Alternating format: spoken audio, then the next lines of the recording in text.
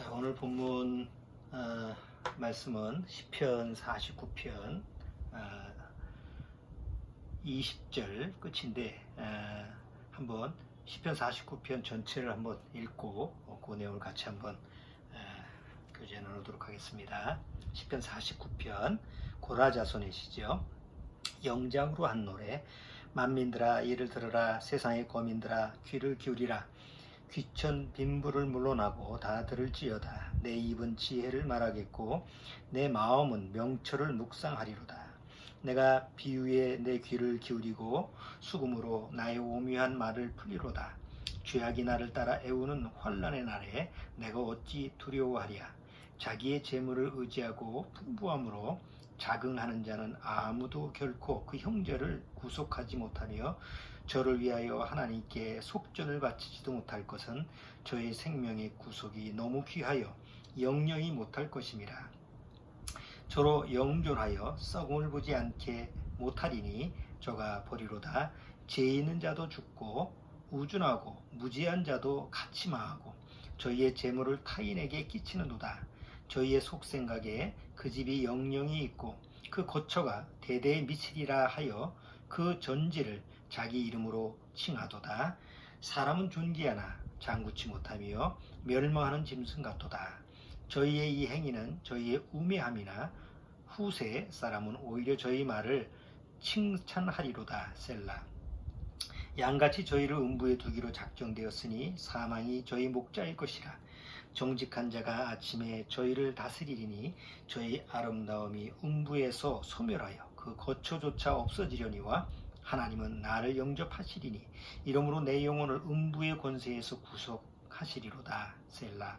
사람이 치부하여 그 집 영광이 더할 때 너는 두려워 말지어다.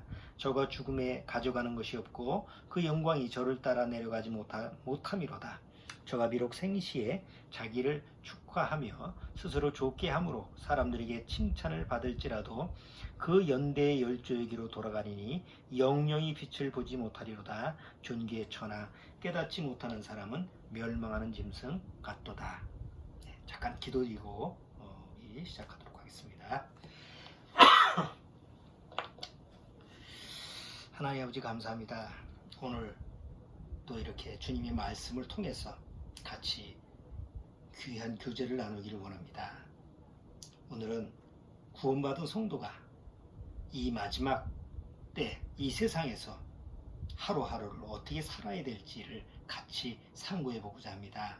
성경을 통해서 과연 정말 거듭난 사람들이 이 지상의 하루하루 삶을 어떻게 살 수 있는지 지혜를 말씀을 통해서 얻을 수 있도록 주님께서 인도하여 주옵소서. 예수님의 이름으로 기도드리옵나이다. 아멘. 잠깐 불 좀 더 환하게 좀 하겠습니다.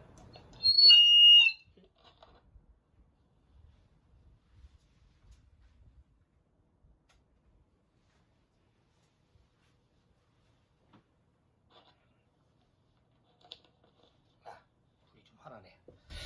자, 우리가 찬송가 부르는 것 중에 내일 일은 난 몰라요, 하루하루 살아요, 이 많이 부르던 찬송이 있어요. 뭐 주일학교 때 많이 부르고 또 교회에서도 많이 불렀던 찬송이죠. 여기 하루하루 살아요. 정말 거듭난 사람이 하루하루 사는 거하고 거듭나지 못한 사람이 하루하루 사는 삶은 그 종류가 다르죠. 물론 외형적으로 봤을 때는 뭐 큰 차이가 없는 것 같은데, 뭐 먹고 마시고 세상에서 우리가 하는 그 모든 행동, 행위, 이 일들 이런 뭐 별 차이가 없죠. 텔레비전 보고 영화 보고 스포츠 보고 뭐 이런 외형적으로 봤을 때는 별 차이가 없어요. 그러나 하나의 편에서 봤을 때는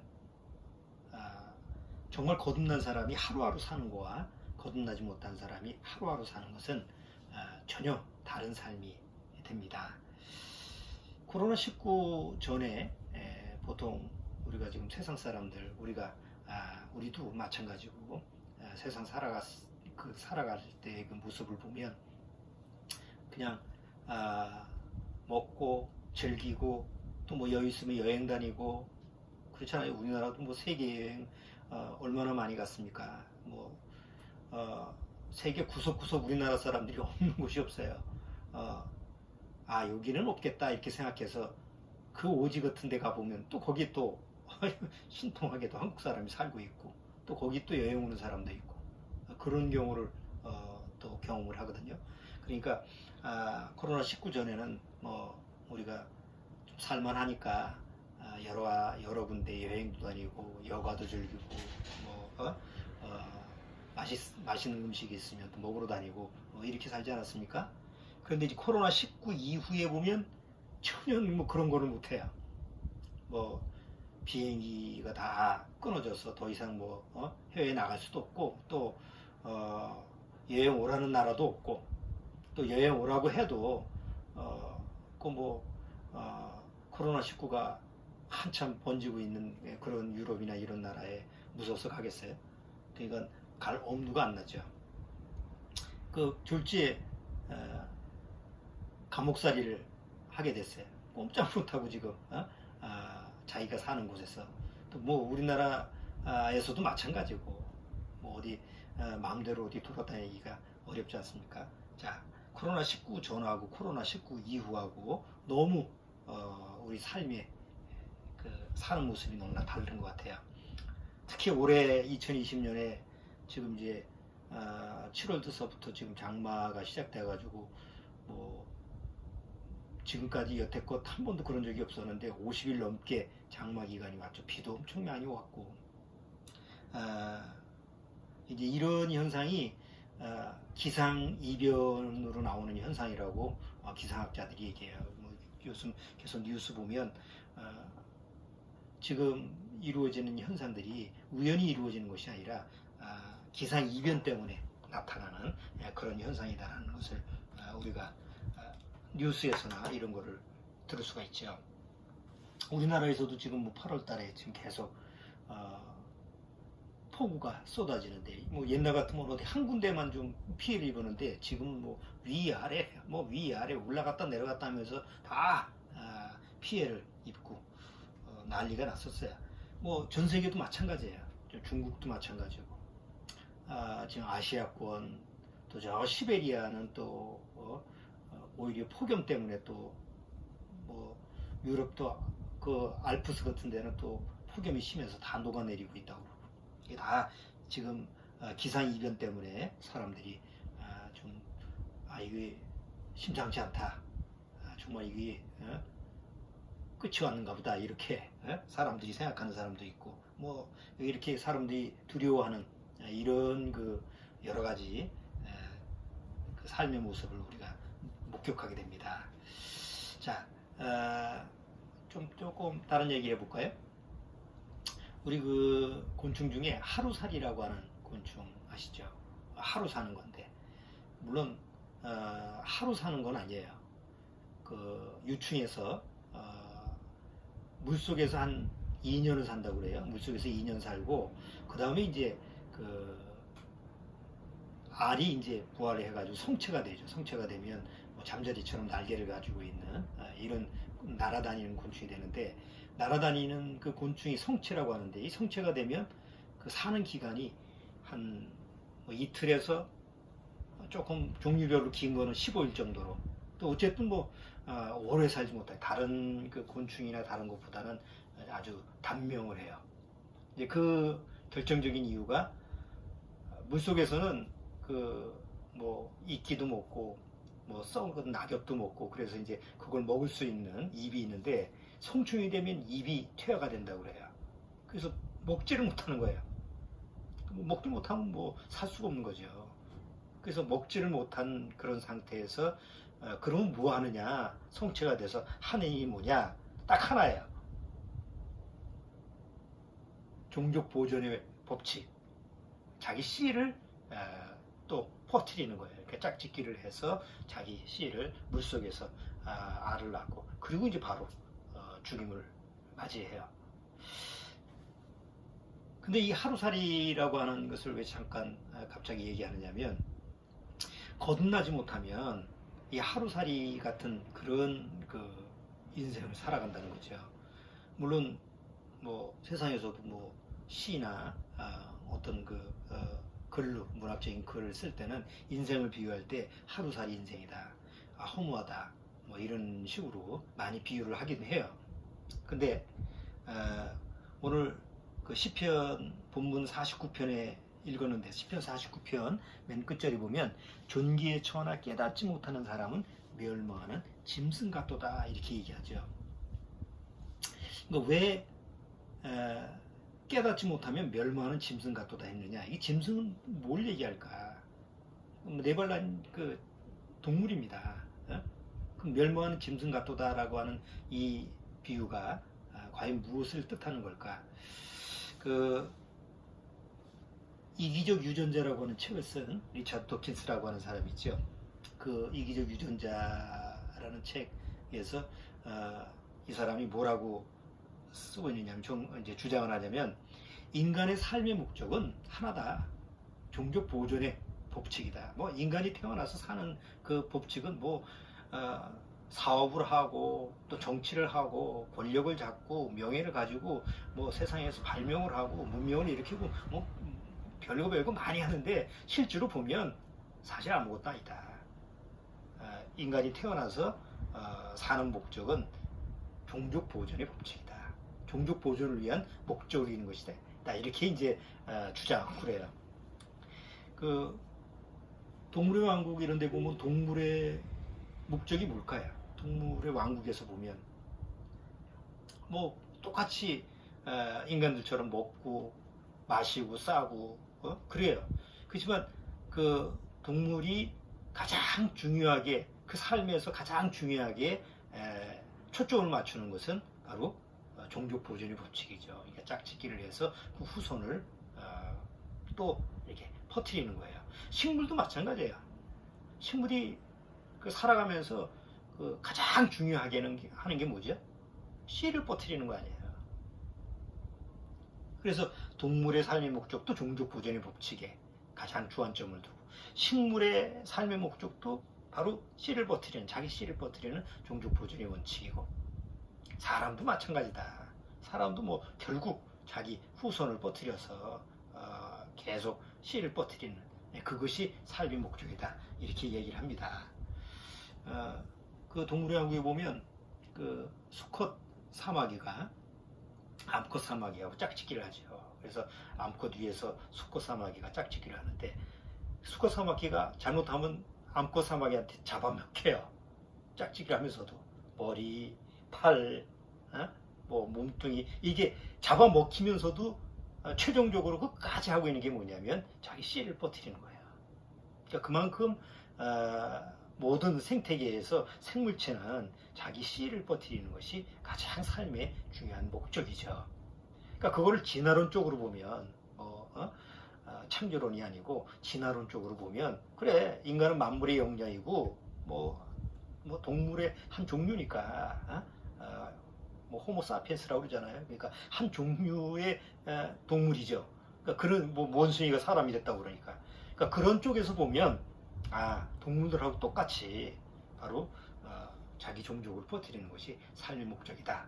이렇게 얘기를 하는데 글쎄 너무 그렇게 보면 인간의 삶이라는 게 너무 무의미하지 않습니까? 자기 씨 퍼뜨리는 거 그거 하나 가지고 이게 삶의 목적이라고 한다면 그게 이제 인간이 하나님을 모르는 인간의 한계예요. 아무리 지식이 뛰어나도. 자, 시편 49편에서 오늘 시편 49편에서 왜 존귀에 처하나 깨닫지 못하는 사람은 멸망하는 짐승과 같다고 얘기를 하느냐. 이 앞에서부터 쭉 보면 자기의 죽음 이유를 모르고 그냥 현재 자기가 지금 사는 지금 뭐 내 재물, 내 명예, 내 권력, 내가 가지고 있는 모든 거 가지고 그걸 가지고 자랑하는 자는 그거는 그냥 깨닫지 못하고 어느 날 결국 죽음을 당하는 짐승하고 똑같은 것다. 이렇게 시편 49편의 내용이 쭉 그렇게 돼 있어요. 조금 좀 볼까요? 여기 6절에 자기의 재물을 의지하고 풍부함으로 자긍하는 자는 아무도 결코 그 형제를 구속하지 못하며 저를 위하여 하나님께 속죄를 바치지도 못할 것은 저희 생명의 구속이 너무 귀하여 영영이 못할 것임이라. 저로 영존하여 썩음을 보지 않게 못하리니 저가 보리로다.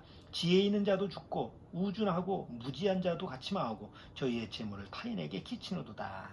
그러니까 하나님의 우리한테 주시고자 하는 그런 삶의 목적, 쉽게 얘기하면 하나님은 성경을 통해서 내가 왜 태어나는지, 내가 왜 사는지, 왜 죽는지 그런 인생의 해답을 확실하게 기록해 놓으셨죠. 그러니까 이것을 깨닫는 것이 구원인데, 이것을 깨닫지 못하면 멸망하는 짐승하고 똑같다는 거지. 여러분, 짐승이 자기가 왜 태어나는지 고민합니까? 짐승들은 자기가 태어나는 것 자체를 고민하지 않아요. 근데 이상하게 인간들은 내가 왜 태어났지? 내가 왜 살지? 내가 왜 죽어야 되지? 그게 인생의 그 질문이고 의문점이잖아요. 그걸 구하기 위해서, 그 해답을 얻기 위해서 지식을 탐구하고 철학을 하고 종교를 만든 거 아닙니까? 근데 동물들은 그런 걸 찾을 생각을 안 하거든. 왜 그럴까요? 동물들은, 또 식물들은, 뭐 이런 동물이나 식물, 이 생태계는 하나님이 주시는 그 목적대로 살기 때문에 그래요. 그런데 인간들은 동물하고 식물하고 이런 거하고 전혀 다른 존재라는 거죠. 동물하고 식물이 그 삶의 목적이 종족 보존의 법칙이 목적이라고 한다면, 인간들은 그거보다 차원이 높은, 그냥 단순히 종족 보존의 법칙 이상의 뭔가가 있다는 거야. 내가 태어나서 그냥 고작 내 후손을 뻗뜨리기 위한, 그것이 내 태어난 목적이고 사는 목적이고 내 죽는 목적이라고 한다면 뭐 아무 의미가 없는 거잖아요. 그래서 시편 49편에 그런 것을 깨닫지 못하는 사람은 아무리 재물이 많고 명예가 높고 뭐 왕이고 대통령이고 뭐 무슨 장관이고 아니면 또 뭐 아주 부자고 이런 거 아무 소용가치가 없다. 그건 자기 죽으면 뭐 자기 후손이나 다른 사람한테 유익을 끼칠 뿐이지, 마치 멸망하는, 그냥 죽으면 끝나버리는 그런 허무한 동물하고 마찬가지다. 사실은 짐승보다도 못하죠. 왜? 짐승은 죽으면 뭐 끝나버리는 거지만 인간들은 죽으면 끝나는 것이 아니라 바로 거기에서 죄에 대한 심판, 지옥 심판을 받는 거잖아요. 뭐 믿든 안 믿든 그거야 각오는 하는 거니까. 근데 성경에서는 틀림없이 어느 날 내가 죽으면 내 죄에 대한 심판을 받고 그리고 지옥에 간다고 기록되어 있기 때문에 그게 사실인 거죠. 꼭 가봐야 믿는다라고 하는 것처럼 어리석은 사람이 어디 있어요. 자, 어쨌든 거듭나면, 내가 정말 말씀으로 거듭나면 내가 왜 태어났는지를 깨닫게 돼요. 제가 구원받고 나서 내가 태어난 이유가, 목적이 이거였구나. 내가 지금까지 산 이유가 이거구나. 또 앞으로 살 이유가 이거였구나. 왜 내가 죽을까? 죽음이 오는 이유가 이거구나 라는 해답이 확실히 성경을 통해서 주어졌기 때문에 이게 바로 하나님이 주신 인생의 해답이구나, 영혼의 해답이구나 라는 것을 확실히 알고 깨닫게 됐어요. 사람이 태어나는 이유는 거듭나기 위해서 태어나는 거예요. 그래서 그게 거듭나야만이 아는 거죠. 왜냐하면 거듭나기 위해서 태어나는 거니까. 그래서 왜 태어나느냐? 하나님의 자녀가 되기 위해서. 그런데 죄인으로 태어나기 때문에 하나님의 자녀가 될 수가 없잖아요. 그래서 하나님이 죄에서 이제 건짐을 받고 죄인이 의인이 될 수 있는 그런 해답, 그 길을 열어주셨기 때문에 우리가 살면서 무엇을 찾아야 되느냐, 삶의 목적이 뭐냐, 바로 하나님의 그 해답을 찾는 거야. 그리고 해답을 찾은 다음에 그 나를 구원하신 하나님을 더욱 살면서 알아나가는 거죠. 그게 삶의 목적이에요. 왜 죽느냐? 이 세상은 이 죄악의 세상이기 때문에 여기서 영원히 살면 고통스러워요. 그렇죠? 우리 하루하루 삶이 고통스럽지 않습니까? 죄 속에서 사는 그 자체는 아무리 환경이 좋아도 그것은 고통이에요.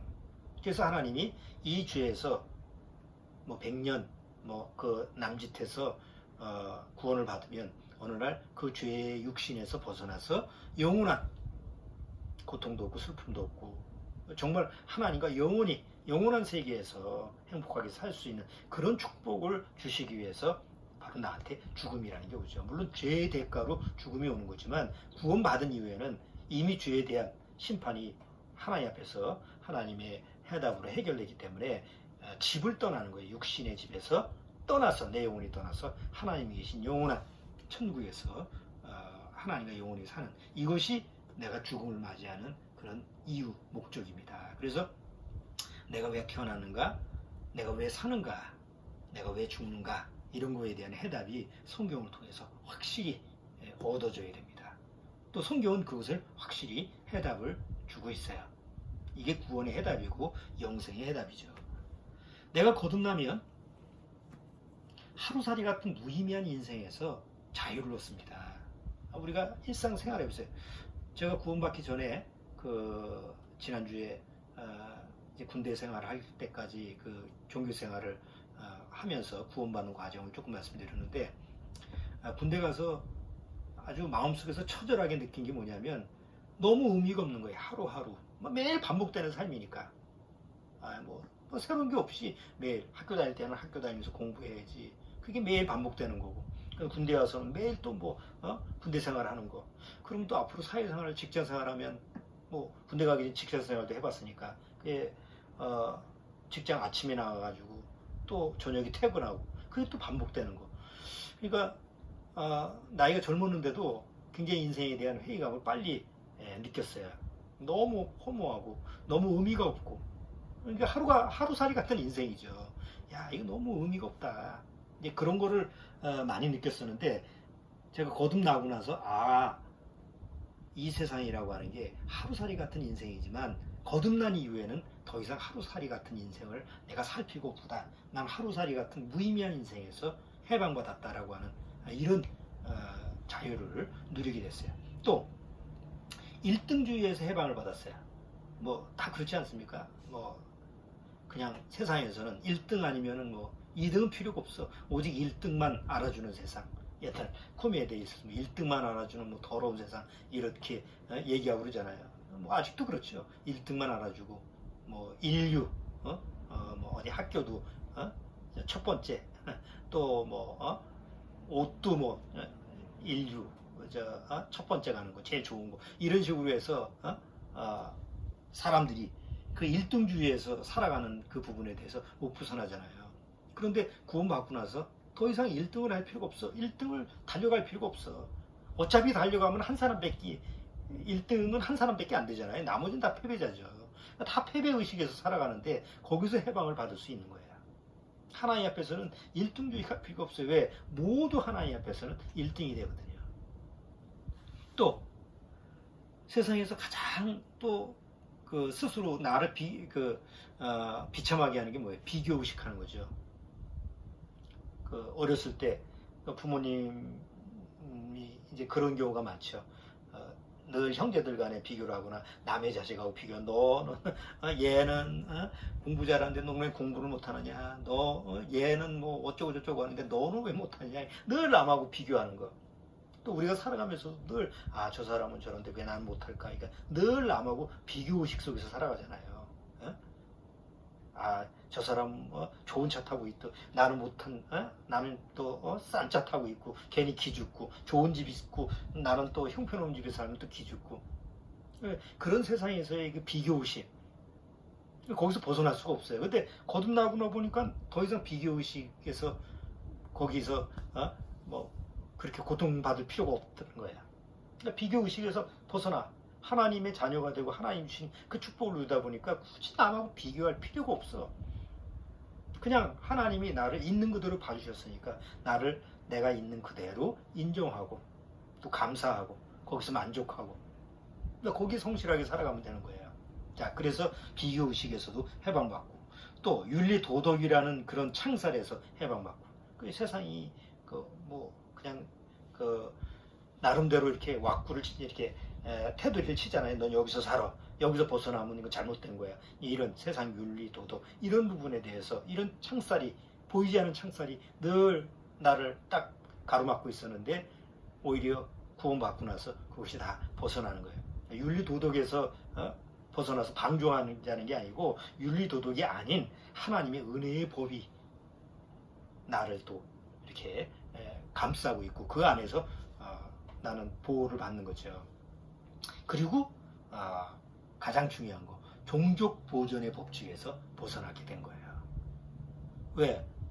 거듭나면 내 삶의 목적이 단순히 내가 이 세상에 태어나서 또 내 씨를 또 퍼뜨리는 거, 그게 아니거든요.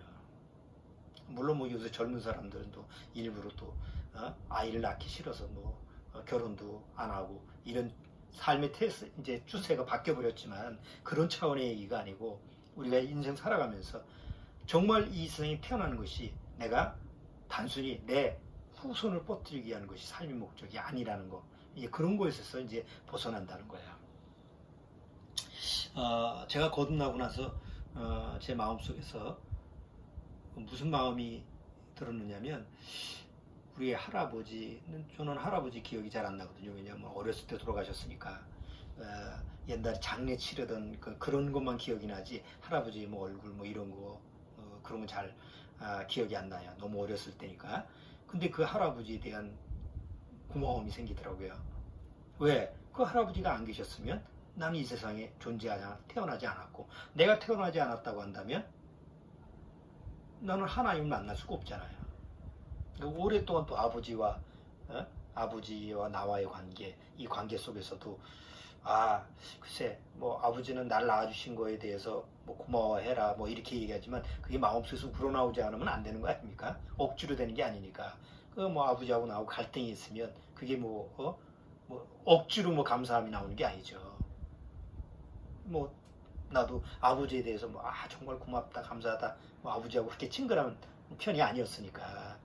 근데 어느 날 구원받고 나서 그 아버지에 대한 고마움이 정말 마음속에서 아주 진정하게 올라오더라고요. 왜? 그 아버지가 안 계시면 그 아버지가 밉든 곧든 잘했든 못했든 관계없이 그 아버지라고 하는 존재 자체가 너무 감사한 거예요.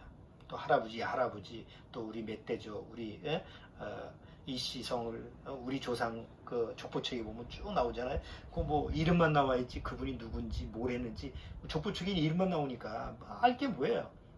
멧돼조 뭐 할아버지 멧돼조 할아버지가 뭔 벼슬을 했다. 나하고 무슨 관계가 있어? 뭐가 고마워? 아무 나하고 관계가 없는 상태예요. 그런데 내가 거듭나고 나서 족보책에 쭉 뭐 알지도 못하는 사람들이 쭉 나오는데 다 고맙구나 감사하구나 그러면서 그분들에 대한 고마움을 가지면서도 그분들에 대한 안타까움이 있죠. 왜? 그분들이 왜 이 세상에 태어나서 이름 석자만 족보에 남겼을까? 뭘 했고 뭐 어떻게 살았고 그건 모르겠지만 바로 그분들이 있었기 때문에 내가 이 세상에 태어나게 되고, 이 세상에 태어났기 때문에 내가 성경을 통해서 하나님을 만나서 하나님의 자녀가 돼서 이 엄청난 영생의 축복을 내가 누리게 됐다라고 하는 이 사실을 내가 누리니까 고맙고 감사하는 거예요. 근데 그분들에 대한 좀 마음의 안쓰러움이 있는 거죠. 왜? 그분들은 구원을 못 받았으니까. 그러면 우리 조상님들은 왜 태어났을까? 나하고의 관계에서 생각해보면 바로 나를 위해서 이 세상에 왔다가 간 분들이 그냥 종족 보존의 법칙으로 끝난 거예요. 시편 49편에 깨닫지 못하는 사람은 멸망하는 자손과 같다. 멸망한 짐승과 같다. 똑같은 그런 식이 돼버린 거죠. 이게 정말 안타까운 거죠.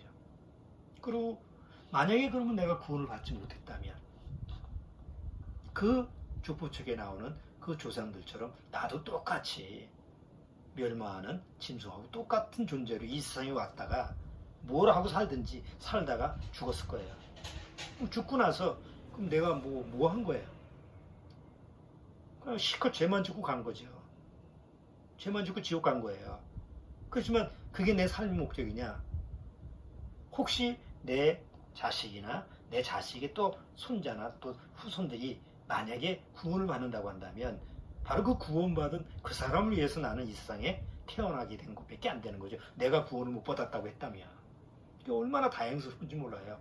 나를 이 세상에 태어나게 했던 그 조상님들은 안타깝지만 내가 구원받은 내 입장에서 보면 나는 정말 하나님 앞에서 너무 감사하고 축복받은 사람이다.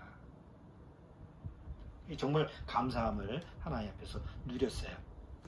자, 그래서 우리가 이제 이 세상에 살면서 하루하루 살지 않습니까? 뭐 찬송가대로 내일 일은 난 몰라요.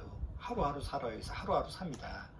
근데 똑같이 주어지는 하루인데 다른 하루를 사는 거죠. 거듭난 사람은 다른 하루를 사는 거. 한번 이렇게 한번 생각을 해보세요. 살인을 저질러서 이 사형수가 됐어요. 사형 온도를 받고 뭐 언제 너는 사형을 받게 된다. 그래서 이제 사형수가 돼서 기다리고 있어요. 과연 그 사형수는 하루하루 삶이 뭘까요? 아무것도 아니에요. 그냥 자기 뭐 앞으로 이제 한 달 뒤에 죽는다. 이제 사형수는 언제 날짜가 딱 정해져 있지 않습니까? 그러면 사형수가 언제 죽는다라고 하면 그때까지 그냥 죽음이 올 때까지 하루하루 그냥 연명하는 거예요. 기다리는 거예요.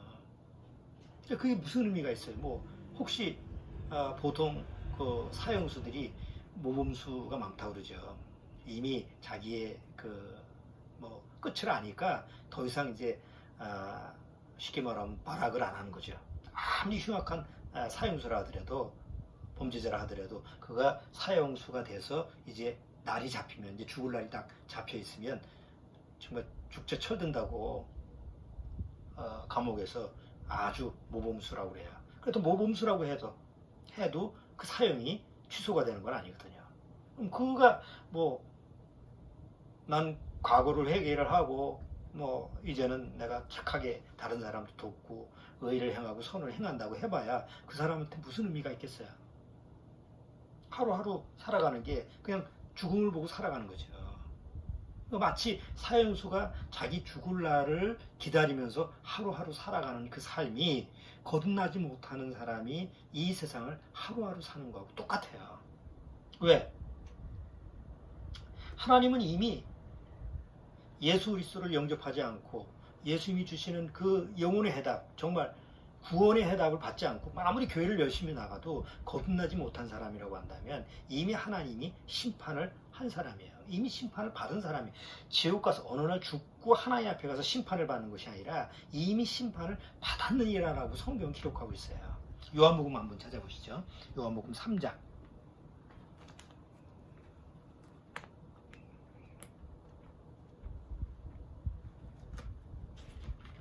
요한복음 3장 18절. 저를 믿는 자는 심판을 받지 아니하는 것이요 믿지 아니하는 자는 하나님의 독생자의 이름을 믿지 아니하므로 벌써 심판을 받은 것이니라. 나는 예수 믿는데요. 나는 크리스찬이라서 교회 나가서 하나님 믿는데요. 믿죠. 그건 내 믿음이에요.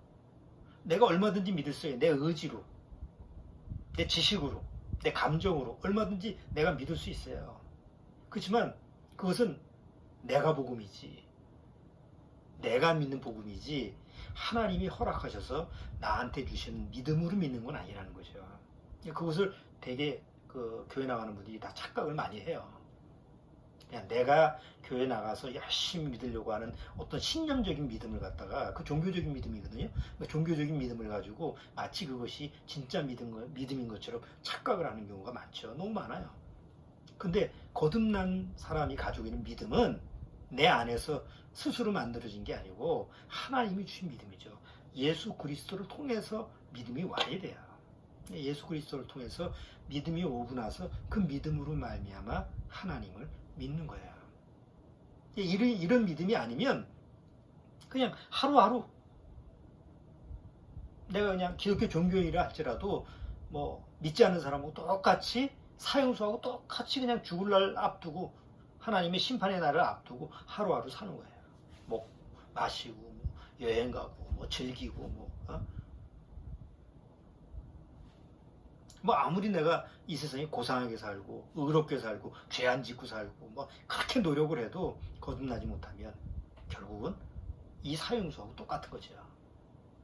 그런데 거듭난 사람의 삶의 모습은 마치 결혼을 앞둔 신부의 모습하고 같아요. 한번 생각을 해보세요. 뭐 결혼을 앞둔 신랑하고 같지만 뭐 성경적인 그런 우리가 구원받은 성도는 다 예수님의 신랑이고 우리가 신부의 모습인데 하여튼 그런 신부의 모습 쪽에서 한번 맞춰보죠. 결혼을 앞둔 신부가 있어요. 정말 남편 앞으로 신랑 되는 그 남편이 너무 사랑해요. 남편 된 사람도 그 신랑도 이 신부를 너무 사랑하고 그래서 이제 결혼식 날짜를 잡았어요. 그러니까 앞으로 며칠 뒤에 결혼식을 한다, 어디에서 한다. 그러면 날짜를 정해놓고 그 다음에 이제 결혼을 앞둔 신부의 하루하루의 삶이 어떨까요? 무섭고 두렵고 뭐 그날이 안 왔으면 좋겠다. 그러면 이상한 거죠. 정말 그 신랑을 사랑하고 그리고 그 신랑과 하나가 되는 결혼에 대해서 그 신부가 얼마나 마음에 설레겠어요. 하루하루가 또 기대감과 또 그것만 생각하는 그 신랑하고 함께 살면 얼마나 행복할까, 앞으로 어떻게 살아야지, 이런 걸 미리미리 계획하는, 그러니까 그 하루하루가 앞으로 그 신랑과 사랑하는 신랑과 앞으로 살아갈 그 계획을 하루하루 계획하고 생각하고 또 마음속에서 또 그것을 기대해보고 설레고, 이런 삶이 하루하루 사라지는 거죠. 구원받은 성도의 모습이 바로 그런 하루하루의 삶으로 사라져야 돼요. 물론 이 세상이라고 하는 것이, 이 죄악의 세상이 이제 마지막 때의 세상은 점점 지금 더 어려워지죠. 구원받은 사람이라고 해서 예외는 아니에요. 환경적으로나 경제적으로나 또 뭐 여러 가지 또 요새는 뭐 교회도 다닐 수도 없고 나갈 수도 없고 또 자꾸 코로나가 이런 교회하고 연관되는 쪽에서 이렇게 자꾸 퍼지다 보니까 인식도 점점 나빠져요. 뭐 지금 뭐 교회 나가면 뭐 자칫 잘못하면 돌 맞아요. 그런 상황까지 됐어요. 복음을 전도하지도 못하고 뭐 누구 전도 받을 사람도 없고, 뭐 거의 구원 받을 어떤 상황이 아니에요. 그러니까 더 마지막 때의 모습이죠. 자, 그렇지만 이미 구원받은 성도는 그런 환경이라 할지라도 뭐가 잡혀져 있어요? 예수 그리스도 신랑이신 예수님과 혼인 날짜가 잡혀 있죠. 하나님이 허락하신 그 혼인 예식이 기다리고 있어요. 그게 뭐 며칠 뒤, 몇 달 뒤, 몇 년 뒤, 그건 우리가 알 수 없지만 하나님만 아시는 시간이지만 점점 가까이 오는 것만은 분명한 사실 아닙니까? 그러면 내가 예수 그리스도의 신랑인 신부의 이제 자격이 됐어요. 구원받은 성도는 이제 신랑이신 예수님과 결혼해야 될 신부의 자격을 얻은 거예요. 우리 성경에 보면 그렇잖아요. 계속 마태복음, 마가복음, 누가 이 공간복음에 보면 계속 그 혼인식에 대한 비유, 열처녀 비유, 뭐 여러 가지 그 결혼에 대한 비유가 많이 나와 있잖아요. 그러니까 하나님 아버지가 이제 구원받은 우리 하나님의 자녀들에게 약속을 한 게 뭐예요? 예수 그리스도를 통해서 구원받은 성도는 바로 신랑이신 예수님과 공중에서 혼인 예식을 한다. 그게 이제 약속이 돼 있어요. 그 약속을 이루기 위해서 바로 휴고가 이루어지는 거죠. 오늘날 때가 돼서 하나님이 딱 때가 이제 돼서 올라오라 하면 신랑이 공중으로 오셔서 자기의 신부들, 그 구원받은 성도들 다 모아서 공중에서 만나죠. 그때 이제 공중으로 데려가시는 걸 휴거라고 하지 않습니까? 그러니까 왜 휴거가 이루어지느냐? 바로 공중에서, 하늘에서 하나님이 약속하신 혼인 예식이 거행되어야 되기 때문에 그것이 이루어진 거예요. 그게 이제 이루어지는 기간이 7년대 환란 기간입니다. 그러니까 7년 동안은 구원받은 성도들은 휴거를 받아서 공중에서, 하늘에서 혼인 예식이 이루어지고, 성대한 혼인 예식이 이루어지고, 이 지상에서는 하나님의 은혜를, 구원을 거절한 사람들이 결국 사단 마귀하고 함께 아주 하나님의 심판을, 멸망을 받는 이런 7년대 환란을 겪게 되는 거고, 전혀 딴판 아닙니까? 그러니까 그런 것이 지금 예비가 되어 있어요. 자, 우리가 팬데믹 이후에 점점 세상이라고 하는 것이 마지막 때를 향해서 점점 가속도가 붙습니다. 그럴 때 정말 구원받은 사람이라고 한다면 그냥 세상 사람처럼 세상에 떠밀려가서 뭐 어디에 떠밀려가는지도 모르고 그냥 떠밀려 다니면서 살아간다면 그거는 성경의 말씀에서 이치가 안 맞죠. 그건 사형수가 사형 날짜를 기다리고 그냥 허무하게 체념하고 그냥 떠밀려가는 파도에 밀려가는 것처럼 요새 홍수했을 때 5만 가지가 다 쓰레기뿐만 아니라 소, 돼지, 오만 사람까지 다 떠밀려가지 않습니까? 거슬러 올라갈 수가 없어요. 그렇게 거듭나지 못하면 그렇게 그냥 다 이 세상이라고 하는 이 멸망의 물결에 다 흘러내려가서 결국은 지옥 불못에 가게 되잖아요. 근데 구원받은 성도는 하나님의 약속의 날짜가 바로 혼인 예식, 신랑이신 예수님과 혼인 예식이 약속이 되기 때문에 그 날을 기다리면서 신부된 자로서 거룩한 신부의 모습을 취하면서 늘 말씀을 읽고 묵상하고 그리고 정말 나의 신랑 대신 주님과 만난 날을 기대하고 마음에 소망을 갖고 바라고 이런 마음으로 기도하면서 살아가는 그런 삶이 그런 하루하루가 가장 하나님 앞에서 귀한 복된 그런 삶이라고 생각되집니다. 우리가 구원받은 이후에 어떻게 살아야 되겠느냐 이런 법칙이 없어요. 성경에서 구원받으면 이미 성경에서 기록된 믿음의 선진들이 이렇게 살았던 방식대로 우리도 그대로 그 말씀을 보고 살아가면 됩니다. 그 어렵게 내가 방법을 강구하고 구원받으면 또 이렇게 살아야 된다 저렇게 살아야 된다라고 하는 법을 만들어 놓고 이게 아니에요. 이미 성경에 기록된 말씀을 통해서 구원받은 성도가 마지막 때 어떻게 살아야 될 것인가 어떻게 하루하루 살 수 있냐 하나님 앞에서 이것이 자세히 기록되어 있으니까 그 말씀을 보고 그대로 순종하면서 살아가는 삶이 우리가 이 마지막 때 지혜로운 삶이라고 생각되어집니다. 오늘 시편 49편 깨닫지 못하는 사람은 멸망한 짐승과 같도다 라고 하는 말씀을 통해서 같이 말씀을 묵상해 봤습니다. 정말 이 영상을 보는 우리 가정교회 식구분들 구원받은 우리 성도분들 늘 하나님의 말씀을 통해서 더더욱 깨어서 주님이 나의 신랑 되신 예수님이 언제 오시더라도 열처녀의 다섯 처녀처럼 슬기로운 처녀처럼 늘 준비하면서 기다리는 이런 심령의 모습으로 꼭 살아야 될 줄 압니다. 기도하고 마치겠습니다. 하나님 아버지 감사합니다. 오늘 구원받은 이후에 하루하루 우리가 어떻게 살아가야 될 것인가를 잠깐 생각해 봤습니다. 어리석게 그 감옥의 사형수처럼 죽을 날을 앞두고 그냥 체념하듯이 하루하루 무의미하게 살아가는 그런 어리석은 삶을 살아가지 않도록 주님께서 지혜와 명철을 허락해 주옵소서.